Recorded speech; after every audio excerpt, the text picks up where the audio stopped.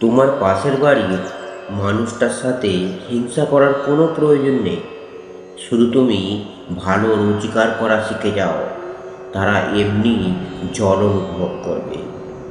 জীবনকে চালানো তো খুব সহজ হয়, কিন্তু জীবনে চলার পথটা ভীষণ দামি হয়। আমরা জীবন পাই কিছু কাজে লাগানোর জন্য, কিন্তু এখন জীবন কাটছে কিছু কাগজের টুকরো কামানোর জন্য। যার কাছে পয়সা নেই তার কোনো সম্মান নেই, আর যার কাছে আছে সে শুধু সম্মানীয় এটাই সে ভাবে। তোমার পয়সা তুমি তিনটি গতি করতে পারো: এক, দান করো; দুই, ভোগ করো; তিন, নষ্ট করো। যাদের যেমন স্বভাব তারা সেইভাবেই পয়সা খরচ করে থাকে। পয়সা কারো আপন হয় না। যতক্ষণ তুমি ধরে রাখতে পারবে ততক্ষণ তোমার। পয়সা কখনো ছোট বড়র ভেদাভেদ করে না। যে তাকে মন থেকে চায় তার কাছেই সে যায়। পয়সা জীবনের সব কিছু নয়, কিন্তু কিছু তো বটে। যে পয়সাকে সব ভাবে সে পয়সার জন্য নিজের মনুষ্যত্ব বিক্রি করতে পারে। মহাভারত তো সবার জীবনেই আছে। তোমায় ভাবতে হবে তুমি কৌরব না পাণ্ডব। পয়সা দিয়ে পদ পাওয়া যায়, আবার পয়সা দিয়ে পাপও পাওয়া যায়। পয়সা থাকলে প্রশংসা বাড়ে না, তার জন্য ভালো কাজ করতে হয়। আমরা সবাই বেশি পয়সা রোজগার করতে চাই এবং কম সময়ে চাই, কিন্তু এটা সঠিক পথে রোজগার করা পয়সা হয় না। আর ওই পয়সাই জীবনে অশান্তির কারণ হয়। পয়সাকে তুমি ভালোবাসো, কিন্তু সৎ পথে রোজগারের পয়সাকে ভালোবাসো। পয়সা তো অনেক মানুষ রোজগার করতে পারে, কিন্তু সঠিক পথে সে রোজগার করতে পারে যে ভাবে মনুষ্যত্ব আর ঈশ্বর বলে কোনো জিনিস আছে। আমাদের কোনো জিনিস না দেবার ইচ্ছা থাকলেও যখন দিতে হয় তখন আমরা বুঝতে পারি জিনিসটা পাবার জন্য কতটা পরিশ্রম আর কতটা পয়সার প্রয়োজন পড়েছিল। রাস্তা যতই পরিষ্কার হোক, ধুলো তো জমেই যায়। রাস্তা যতই পরিষ্কার হোক, ধুলো তো জমেই যায়। আর মানুষ যতই বুদ্ধিমান হোক, ভুল তো হয়েই যায়। তুমি যদি বড়লোক হতে চাও তবে তোমায় কয়েকটা নিয়ম মানতে হবে। এক, তুমি কেন বড়লোক হতে চাও? দুই, তোমার মতে বড়লোক হওয়ার মানে কি? তিন, কতটা পয়সা রোজগার করতে চাও তুমি? চার, বড়লোকেরা তাদের খরচের পরিমাণ বেঁধে রাখে, তাই তোমাকেও বাঁধতে হবে। পাঁচ, তুমি যতটা টাকা রোজগার করো তার 60% সংসার খরচ এবং তোমার হাত খরচের জন্য খরচ হওয়া চাই। 20% যে কোনো কাজে ইনভেস্ট করা চাই। তোমার পয়সা যদি তোমার হয়ে কাজ না করে তবে পয়সা কখনো বাড়তে পারে না। আর 10% জমাতে হবে, কারণ বিপদ বলেও তো কিছু হয়।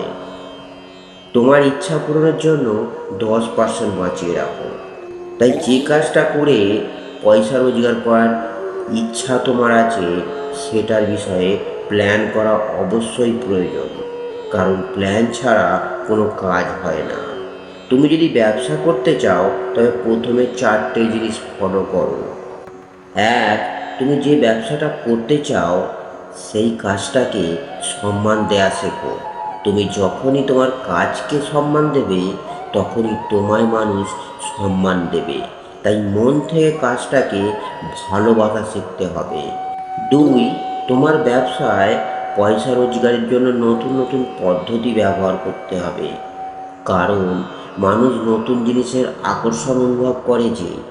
তিন, তোমার যত ফালতু কাজ আছে তা থেকে নিজেকে দূরে রাখা শিখতে হবে, কারণ কাজের মতো কাজ তখনই হবে যখন তুমি সময় তাতে দেবে।